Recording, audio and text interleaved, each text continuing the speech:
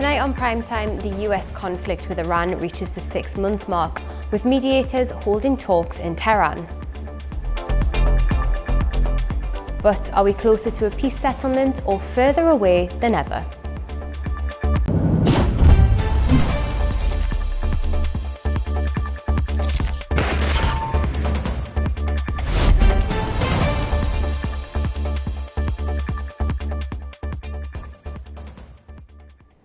Thanks for joining us. I'm Katie Wilson.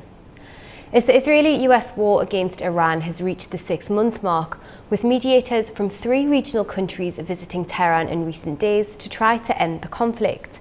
Pakistan, Oman and Qatar are all pushing for diplomatic efforts to reopen the Strait of Hormuz. But Iran says it still has conditions that must be met before there's any deal. A News' correspondent Tehran Shirarulu reports on the latest.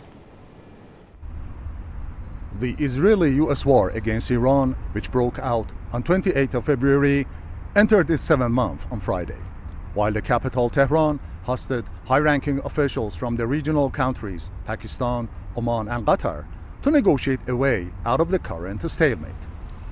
Following the expiry of the fragile ceasefire deal between Tehran and Washington and stalled peace talks, renewed mediation efforts hit a fresh impasse with the announcement of stricter U.S. economic sanctions on Iran last week.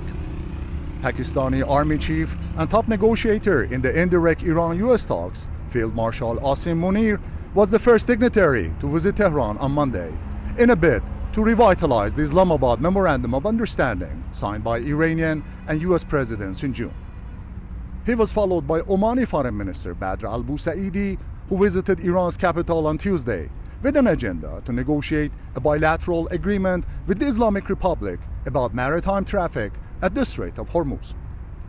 As the 2 littoral states at the strategic waterway linking the Persian Gulf and the Gulf of Oman, their top diplomats issued a joint statement saying Tehran and Muscat agreed on a provisional corridor at the narrow waterway and demining the strait. Tehran also hosted the Qatari Prime Minister and Foreign Minister Mohammed Al Thani on Thursday, who, according to unconfirmed news reports, was carrying a message from the U.S. side for Iranian officials. Besides Foreign Minister Abbas Araghchi, the visiting Pakistani, Omani and Qatari officials met Iranian President, Parliament Speaker and key negotiator and Secretary of Supreme National Security Council and former Revolutionary Guards commander. Tehran Shirarulu from Tehran for A News. Well, when the US and Israel launched the war on Iran in late February, President Trump initially predicted it would last 4 to 5 weeks. 6 months later, despite huge losses on both sides, there is no clear end in sight. Here's more. On February 28th, the United States and Israel launched a massive joint military operation against Iran. At the time, US President Donald Trump said it would probably last 4 to 5 weeks. 6 months later, much has happened, and neither side has achieved a clear victory or brought the war to an end. But there have been major consequences. The war has shaken the global economy. It has caused major disruptions to global energy markets. Today, oil prices remain high, inflation has surged, and economic growth has slowed. There has been damage to both countries' militaries. Iran's military infrastructure has been severely degraded, including its air defenses, missile sites, and leadership. Many of Iran's top security officials and clerical leaders died in the initial wave of strikes. The country's national figurehead and religious leader, Ayatollah Ali Khamenei, was also killed. The US military has also suffered losses in terms of drones and aircraft, whether to Iranian fire or with accidents. An estimate by the Center for Strategic and International Studies said that by July, the US had used up about 2/3 of its Patriot interceptors. The war has also touched people's lives on both sides. Americans are weighing the economic costs and the prospect of a prolonged conflict that many didn't want in the first place. Clearly it's not working. It's costing all the people of the United States lots of money. It's not getting any results. that are good for our country. And clearly, it's basically just an ego trip. But we're pretty used to that now. The same pressure is being felt in Iran. Shopkeepers say expanded U.S. sanctions are worsening their economic hardship, and not enough is being done to support everyday people. In the way that we are under pressure, we are 100% distressed. The youth have many grievances against the officials who, really, in my opinion, they are traitors. Why? Because they truly do not attend to the people suffering. To me, being a responsible official means that the person should not rest. They should have iron shoes on their feet and be in the middle of the field alongside the people. 6 months into a war that was expected to last weeks, the fighting continues, costs are rising, and nobody knows when it will come to an end. Well, for more on this, joining us now is Kaswar Klasra, Editor-in-Chief of the Islamabad Telegraph. Thank you for being with us this evening. Now, 6 months of war between the US, Israel and Iran. Do you think this is what President Trump expected when he first launched strikes on Iran back in February? Well, thank you for having me on the show. Well, I think things are critical, and Pakistan has been playing its role apart from Azerbaijan, Egypt, Saudi Arabia, and of course Qatar as well. And so far, regarding to my information, Pakistan's military and Pakistan's civilian leadership, they are in contact, constantly in contact with the Iranian side and the all other three countries which have been trying to mediate between the two. But regarding your question, I think the economic sanctions on Tehran are going to be resulted in catastrophic, and Iranians and the Iranian leadership knows it very well. And on the other, let me tell you that this war, which completed 6 months today, is going to prove more lateral as compared to the coronavirus that had brought the world at standstill.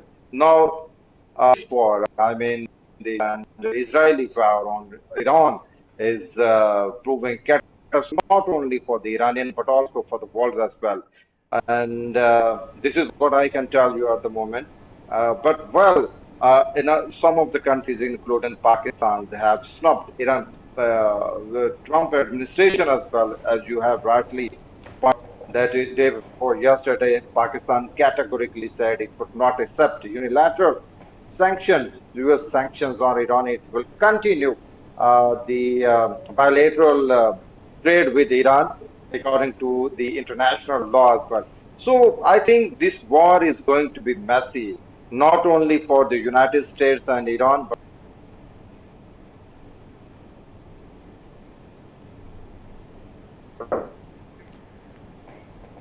Mr. Klasra, can you hear me? Apologies to our viewers there. We appear to be having some technical issues with our guest.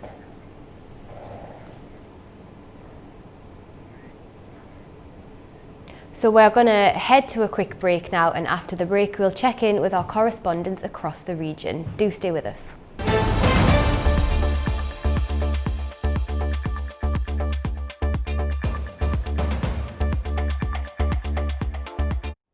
Welcome back, you're watching Primetime.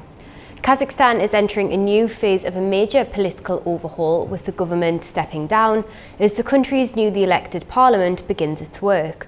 The changes follow the introduction of a new constitution, which has reshaped both the legislature and the process of forming the government.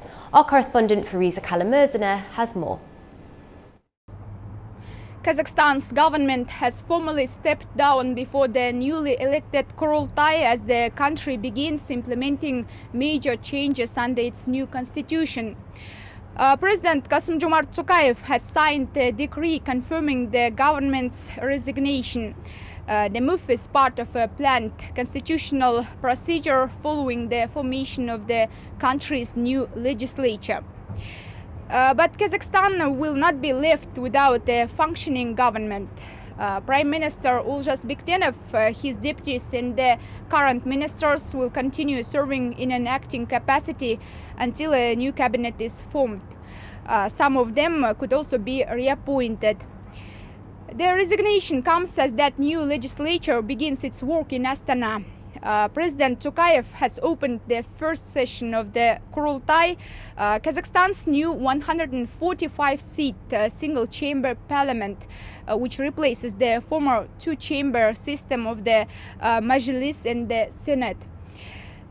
The first elections to the Kurultai were held on August the 23rd, with 5 political parties securing seats. Opening its first session, Tokayev said the new parliament marks the beginning of a new stage in Kazakhstan's political system. And this is more than simply change in the structure of parliament. The Kurultai has been given broader powers and a greater role in shaping both the executive and the judicial system. Lawmakers can hold a vote of no confidence in their government and propose the dismissal of individual ministers. The Kurultai will also have a role in appointments to several key state institutions, including the Constitutional Court and the Central Election Commission. President Tokayev has nominated Aybek Dadibay to become the Kurultai's first speaker. Dadibay previously served as head of Kazakhstan's presidential administration and has led the Adilet political party since May. And once the Kurultai structure is fully in place, attention will turn to the formation of the new government. Tokayev says he will submit his nominees for vice president and prime minister to lawmakers before appointing the new cabinet following consultations with parliament. Fariza Kalimurzina, Almaty, A News. Afghan officials say work on the Turkmenistan-Afghanistan-Pakistan-India gas pipeline in the western Herat province could be completed within the next 2 months. The long-delayed project is intended to carry Turkmen natural gas through Afghanistan to Pakistan and India. Our correspondent in Kabul has the details. Authorities in Herat say the remaining work on the section of the Tapi gas pipeline is nearing completion, raising hopes that gas could soon begin flowing into western Afghanistan. Herat Governor Islamjar says Turkmenistan's representatives have completed their work on the Herat section and will hand it over to provincial authorities once the work is finished. Speaking at the inauguration of the administrative building of the Herat Chamber of Industries and Mines, the governor urged factory owners and local residents to prepare for the use of Tapi gas. The idea for a trans-Afghanistan gas pipeline was first conceptualized in the 1990s to export Turkmen gas to South Asia through Afghanistan. The project later gained Asian Development Bank support, with India joining in 2008. Tapi is one of the region's biggest energy projects. The planned pipeline is around 1,800 kilometers long and is designed to transport up to 33 billion cubic meters of natural gas every year from Turkmenistan through Afghanistan to Pakistan and India. For Afghanistan, this project is also seen as an important economic opportunity, potentially generating jobs, supporting industry, and strengthening the country's role as an energy transit corridor between Central and South Asia. Tamim Bahis in Kabul, iNews. Meanwhile, Turkey has dramatically increased diesel imports from the United States and India as disruptions to traditional supply routes force buyers to look further afield. Shipments from both countries have reached record levels this month, while Ankara's reliance on Russian diesel has fallen significantly. Adam Morrow reports from Istanbul. Turkey is diversifying its diesel supplies as Russian export restrictions and disruptions caused by the US-Iran conflict reshape regional energy flows. Data from commodities firm Kepler shows that Turkey imported more than 120,000 barrels per day of Indian diesel in August. Imports from the United States, meanwhile, reached around 90,000 barrels per day. These are the highest monthly volumes from both countries in Kepler data going back to 2017. Energy Aspects, a market data provider, estimates somewhat lower volumes, but also points to a sharp increase in shipments from both countries. The shift comes as Turkey receives significantly less diesel from Russia, which has long been its main supplier. Russia recently banned diesel exports until at least the end of August, after Ukrainian strikes on its oil refineries disrupted domestic supplies. Meanwhile, war damage to Middle Eastern refineries and reduced shipping through the Strait of Hormuz have further constrained regional supplies, forcing Turkish importers to seek alternative sources.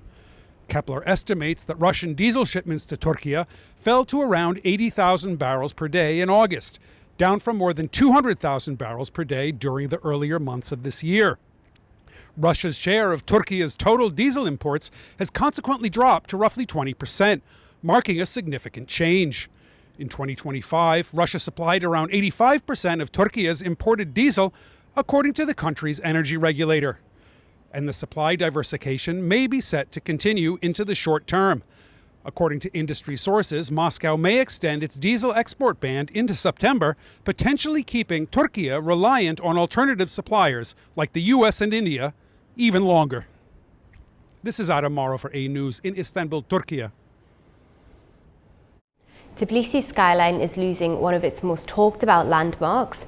The city's striking Reich Tubes complex, a symbol of the country's post-Soviet architectural ambitions, is now being torn down. It sparked a clash between officials, architects and residents over how Georgia treats its recent past. Nini Nikolaishvili has the story from Tbilisi. Demolition crews are dismantling Tbilisi's Reich Park Music Theatre and Exhibition Hall, the tubular structure locals call the Reich Tubes, after City Hall approved the teardown in June. Work began in late July and is set to wrap by December of 2025. Built between 2011 and 2012 under former President Mikhail Saakashvili's government, the building was meant to host concerts and exhibitions but was never finished after Georgian Dream took power in 2012, leaving it unused for over a decade. Prime Minister Irakli Tabakhatze has defended the decision, saying that this ugliness does not befit our beautiful capital. But the building's designers, Italian architects Massimiliano and Doriana Fuxas, say they were never even warned that demolition was coming. Massimiliano insists you cannot cancel buildings, you cannot cancel memories. Even among local people who never liked the design, some nevertheless objected to its destruction. Personally, I don't like the way it looks visually, but I think that at this point, the state's priority should be construction, not destruction. There are many other things to do, and I don't think it's worth wasting money or energy on destroying this. There are many other things to do, even free school meals, which people have been talking about for a long time. People don't have medicine. There are basic things that need to be done. And in my opinion, now is not the time for destruction. It was a symbol of Tbilisi. All the tourists, like the bridge, considered it a wonderful symbol.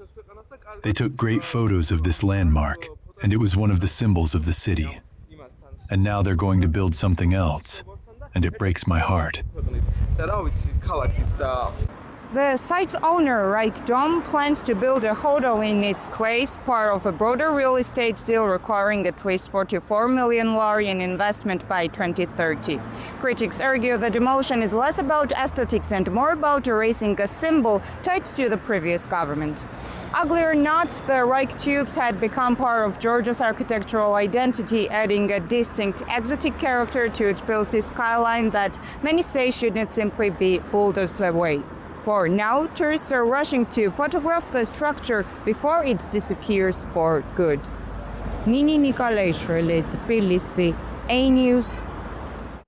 Tourism across Central Asia is already growing as countries in the region look to make travel between them easier and attract more visitors. Here's more from Sevil Rajapova in Tashkent. Central Asia could be one step closer to becoming a single tourism destination. At the Trade Dialogue in Central Asia 2026 forum in Osh, Kyrgyzstan proposed creating green corridors at border crossings for tourist groups. The country also suggested introducing a unified tourist visa for Central Asian countries. The aim is to make travel between neighboring countries faster and easier, while encouraging tourists to visit several destinations during the same trip. That could be particularly important for intra-regional tourism. In 2025, Uzbekistan accounted for 25% of tourism flows within Central Asia, followed by Kazakhstan with 23% and Kyrgyzstan with 18%. Travel between the countries is already supported by strong regional demand. Visitors from Kyrgyzstan, Kazakhstan and Tajikistan are among the leading sources of tourists for Uzbekistan. The economic potential is also growing. Tourists spent an estimated $15.4 billion across Central Asia in 2025, with international visitors accounting for almost $10 billion. For the region, the proposed measures could help turn separate national tourism markets into a more connected destination and allow travelers to combine Uzbekistan, Kyrgyzstan, Tajikistan and other Central Asian countries in a single trip. Representatives of Kyrgyzstan, Tajikistan and Uzbekistan have agreed to coordinate further work on regional tourism clusters and prepare a final communique. Cyril Vajab reporting from Tashkent, Uzbekistan, A News. After the break, we'll be back with more of the day's top global stories. Don't go anywhere.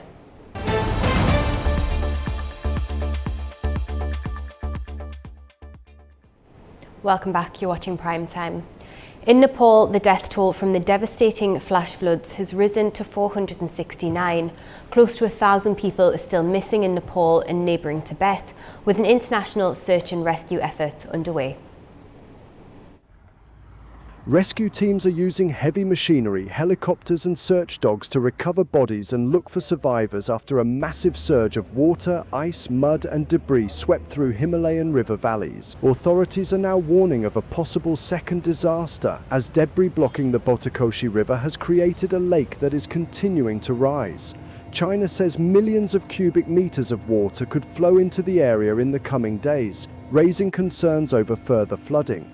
The disaster destroyed roads, bridges and power facilities along a key route connecting Kathmandu with Lhasa in Tibet. At least 540 missing people are foreign nationals, including tourists and pilgrims. Japan says 5 of its citizens believed to be on a tour in Nepal are missing. The Japanese government will continue to make every effort to ensure the safety of Japanese nationals.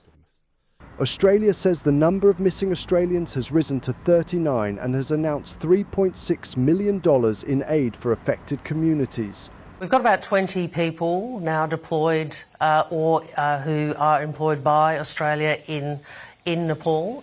We are adding to that. We will build on those resources over the next days as we are able and depending on the need. International rescue and relief efforts are continuing as authorities race against time to find those still missing and prevent further damage. Well, among those still unaccounted for in Nepal's deadly flash floods are hundreds of foreign nationals, most of them tourists. Families both in Nepal and abroad continue to wait for news of their loved ones. A new threat is complicating rescue efforts along the Nepal-China border. A landslide has created a lake that is now overflowing, forcing rescue teams to temporarily suspend operations in some areas. Residents in Nepal's Nuwakot district have been evacuating to higher ground in Trishuli amid fears that river levels could rise further. The disaster has killed hundreds of people across Nepal and Tibet, with more than 1,000 people still missing across Nepal and Tibet. Among those unaccounted for are foreign nationals, including tourists and pilgrims from the United States, India, Australia, the UK and other countries. At emergency centres, families are checking lists of those rescued and missing, hoping for news of their loved ones. In Nuwakot, one relative described the anguish of not knowing what happened to his brother. My brother should be rescued. I don't know how and where he is. He has been missing for 3 days. The disaster has also triggered an international search for missing travellers. Among them is Srinivas Sudhir Rangu, an Indian-born US resident who was trekking towards Tibet's Mount Kailash with 9 friends when the flood struck. His wife, Sneha Sudhir, says the group has been out of contact since the disaster. It's more than stressing out. It's devastating, right? So because first thing, I am not sure what my family is going through right there, and I have lost contact, or we have lost contact for last 48 hours, emotionally taking us a toll on. We are here and we are looking for authorities to help, but we have got no one who's coming forward to help us give information. Sudhir says the families of the missing men are supporting one another and trying to obtain information from authorities in Nepal, India and the United States. Her home has become a coordination point, with family members and friends helping manage calls and messages as they wait for updates. Rescue teams continue searching in difficult conditions, but the overflowing landslide lake and the risk of further flooding are making the operation even more dangerous. Now, one of North America's Great Lakes has become the latest flashpoint on the ongoing trade dispute between the US and Canada. The decision by the White House to rename Lake Ontario comes after Washington imposed 50% tariffs on some of Canada's most important exports last week. US President Donald Trump has signed an executive order seeking to rename Lake Ontario as Lake America. A White House aide said the order directs the US Department of the Interior and Secretary Doug Burgum to carry out the change, with the new name taking effect immediately on the US side. And finally, I guess the purpose of this more than anything else is we're going to be changing the name of Lake Ontario, effective immediately, to Lake America. That's going to take place right now as I sign the order. Lake Ontario is one of North America's 5 Great Lakes. It sits between the Canadian province of Ontario and the US state of New York. For Canada, the message from Ottawa is clear. The lake will remain Lake Ontario. In a post on X, Prime Minister Mark Carney said the name is more than 400 years old. He said it predates both the creation of Canada and the United States. It's ridiculous. I'm behind Carney all the way, and I'm from Alberta, and so I'm kind of embarrassed to say I'm from Alberta because our premier isn't on Team Canada 100%, but as individuals in Alberta, there are lots of us who are on Team Canada with Carney to stand up to Trump in any possible way, and there is no way that that is Lake America. It's Lake Ontario. It should be left as it was originally. There's no reason just bullying. America think that they can just bully the world at the moment, and it's not on. It all stems from these trade negotiations, and Canada has got the upper hand all the time. The dispute comes at a sensitive time for US-Canada relations. Trade talks between the two countries broke down last week after 3 days of intensive negotiations. Washington and Ottawa have each blamed the other for the collapse. Meanwhile, President Trump says he believes Russia's President Putin is not planning an attack on NATO territory. Trump's claims come despite US intelligence reports which suggest President Putin may be preparing to authorize sabotage or other activities in Europe to test NATO's unity and support for Ukraine. I've had good talks with him. He's not going to be attacking a NATO territory. So far, I think Russia's behaved quite well, having to do with the Strait of Hormuz. And you have to understand, for everything they do, we do also. One person has been killed and 2 others injured in Russian strikes on Ukraine's Kyiv Oblast. Homes and commercial premises came under fires in the attacks on the Bucha and Fastiv districts. According to the Regional Military Administration, 14 warehouses and 16 private residential buildings were damaged. Ukraine's State Emergency Service said Russian forces had carried out 38 strikes on Kyiv Oblast since Thursday. A Russian attack also injured 4 people in Ukraine's Zaporizhia after a drone struck a home improvement superstore on Friday. Authorities urged people to remain in shelters and stay away from strike sites.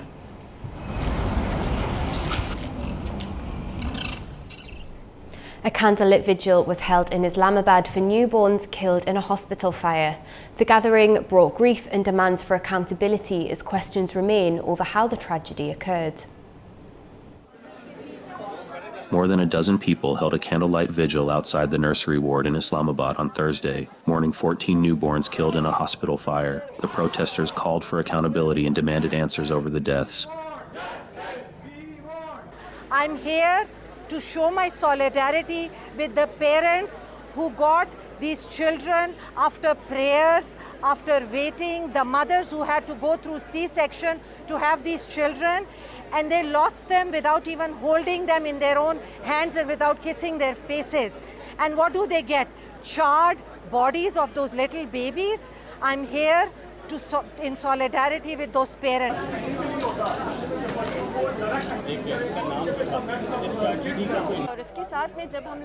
Our gathering here also serves to voice specific demands. A primary demand is for accountability regarding this entire situation, specifically how things reached this point. The fire broke out at the Pakistan Institute of Medical Sciences on Wednesday. Only one of the 15 babies in the nursery survived. At least 12 people have been killed in wildfires in Algeria. The country is grappling with the aftermath of an intense heat wave that has led to tinder-dry conditions. Communities through northeastern parts of Algeria are assessing the damage left behind. In Algeria, where wildfires have killed at least 12 people, firefighters continue to tackle blazes across several provinces amid a severe heat wave. Residents in the village of Anchid in Jijel province inspected the damage on Thursday, a day after the fires swept through the region.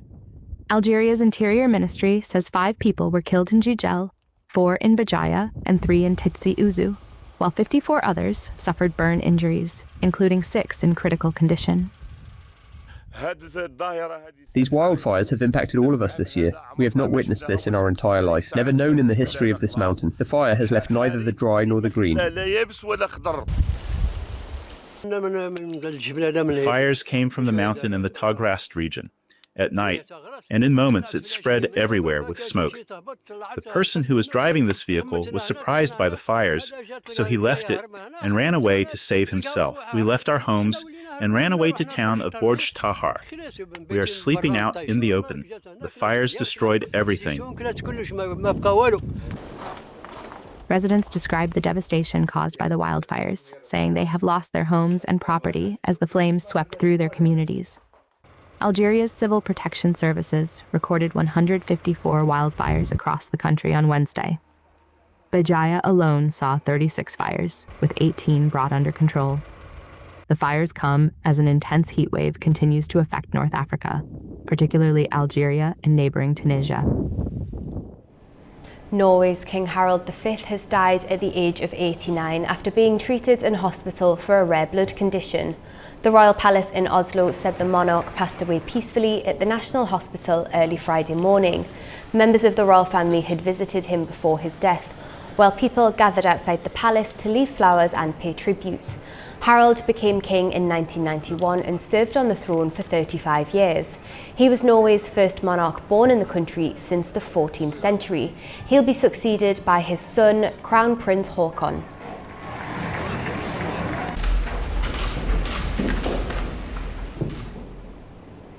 After the break, we'll be in Africa learning how artificial intelligence is making waves in the classroom and changing how children learn. Stay with us.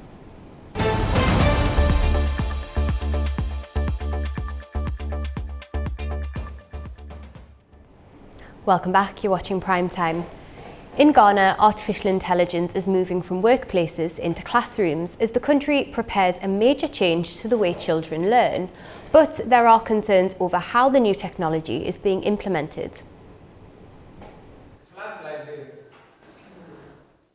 Ghana is preparing to introduce artificial intelligence and coding into its national basic school curriculum, as the country looks to equip students with skills needed for a technology-driven future.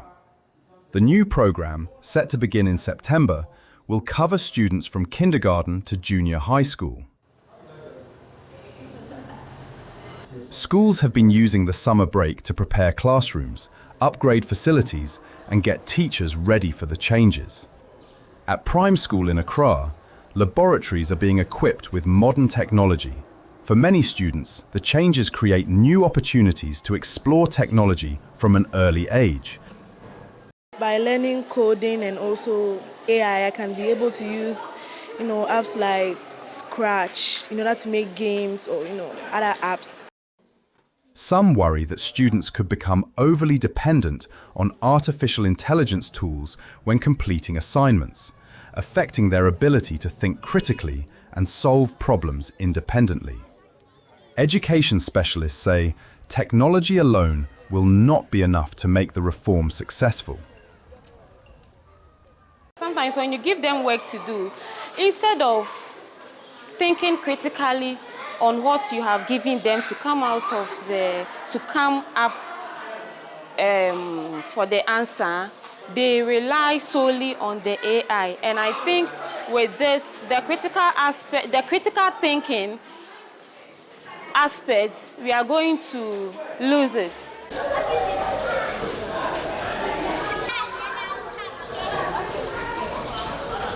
We need to do certain fundamentals. That is, having a national campaign to train the teachers, train even parents, for them to become aware. And so therefore, they also know their role to play. There are other stakeholders, like the tech guys.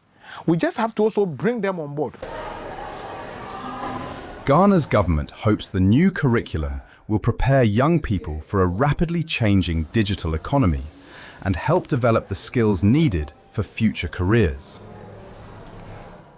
Well, across Africa, farmers are facing growing pressure to produce more food while adapting to climate challenges and limited resources. In Nigeria, a new farming model is bringing technology, machinery and processing together in one system with the aim of changing how agriculture is done. For decades, farming in Africa has largely been fragmented, with farmers often producing on small plots with limited access to machinery, finance, irrigation and markets. At the Nigerian Farmers Group and Cooperative Society (NFGCS) estate, the approach is different.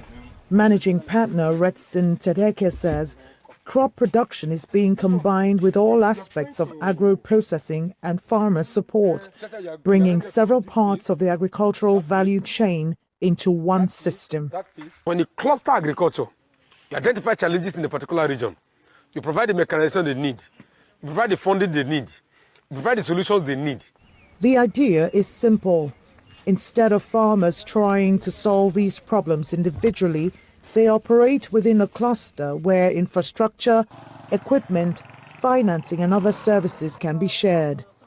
The estate is now proving that this approach can improve productivity and create a more sustainable agricultural business model. For smallholder farmers like Adamu Adogaat, the difference is already showing in the fields. Before, on 1 acre, I would get maybe 8 bags. Now with the new methods, I'm getting about 18 bags. Also, they taught us how to use greenhouse to get more yield. Most of us have never seen this before or thought of farming in this method, but we are happy now. Because of that, my income has more than doubled. Farming is now feeding my family and building something for my future. Adamu's experience points to what this model can offer beyond a single farm. By linking farmers to training, technology, processing and markets, the aim is to improve productivity while creating more opportunities for people entering agriculture. Experts say the benefits could extend across the wider value chain. So basically it will enhance agricultural productivity at scale, right? And it will also improve the opportunity for young people to learn various methods, improved methods of farming and value chain engagement, how it connects to each other. We have the issue of post-harvest losses in Nigeria. It's only through such integrated ecosystems that you will be able to start to see to the rapid reduction of our post-harvest losses. While the potential is significant, it comes at a huge cost. For Africa, the biggest test is whether successful integrated farms can become more than isolated projects and develop into a model that can be adopted across the continent. For the first time in years, Zimbabwe has made it through the winter months without widespread power cuts. Improved generation is keeping factories running, cutting reliance on expensive backup generators, and boosting hopes for a wider industrial recovery in the country. For nearly 2 decades, winter in Zimbabwe has been synonymous with power cuts. This year, that pattern has been broken. Zimbabwe's electricity transmission and distribution company says improved performance at Hwange and Kariba power stations has helped maintain stable supplies through the peak demand period. At this snack manufacturer, the difference has been felt on the shop floor. The only thing one can talk of is a real breakdown or a fault of some nature. But even looking at the faults, they are swiftly moving on them. Fewer interruptions have meant production lines running continuously, allowing the company to operate at its full 4 tons per hour capacity and protecting profits. Winter normally is associated with very high cost of power. And as a result, it eats into your margins as a business. And also, at the same time, you go for quite a number of hours without power. And as a result, again, you still have the overheads, which you have to pay for, whether you've got power or you don't have power. So because of that now, the cost of production per unit goes up because of such overheads which you have to pay. But looking at others who had resources to run generators and so forth, still again the cost of running a generator is also very high. The stability has reduced the need to budget for generators and provide for lost production. Zimbabwe's industries are operating at about 61.2% of capacity. Manufacturing currently accounts for about 17% of GDP, with the government targeting 25% by 2030. For now, the power system has kept pace through the winter, and the utility is planning upgrades to thermal generation and increased purchases from independent power producers to maintain the new record. That's all we've got time for tonight on Primetime. From all of us here in the studio, thank you very much for watching and have a wonderful start to your weekend. Good night.